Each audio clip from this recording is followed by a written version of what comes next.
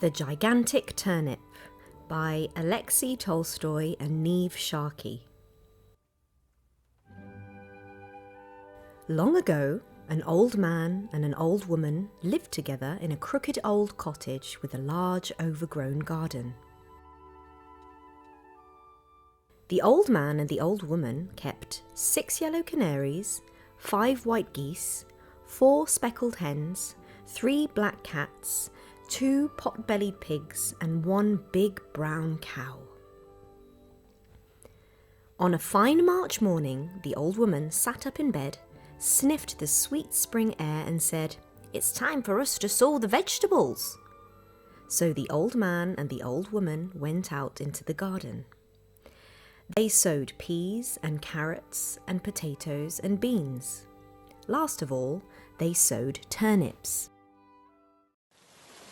That night, rain fell, pitter-patter, on the garden of the crooked old cottage. The old man and the old woman smiled as they slept. The rain would help the seeds swell and produce fine, juicy vegetables.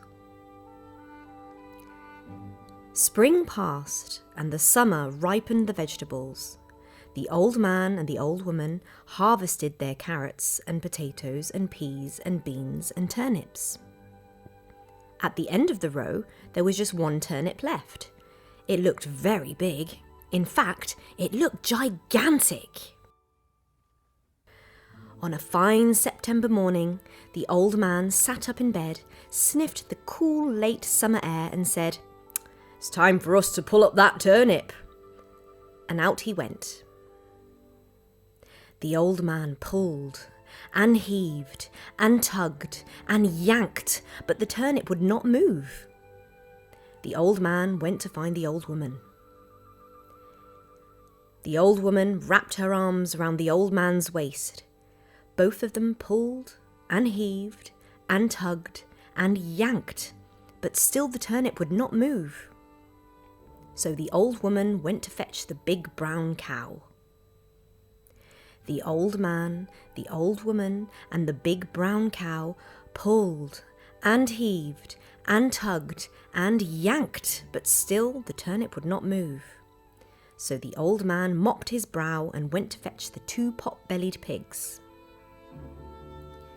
The old man, the old woman, the big brown cow, and the 2 pot-bellied pigs pulled and heaved and tugged and yanked. Still the turnip would not move. So the old woman rolled up her sleeves and went to fetch the 3 black cats. The old man, the old woman, the big brown cow, the 2 pot-bellied pigs and the 3 black cats pulled and heaved and tugged and yanked.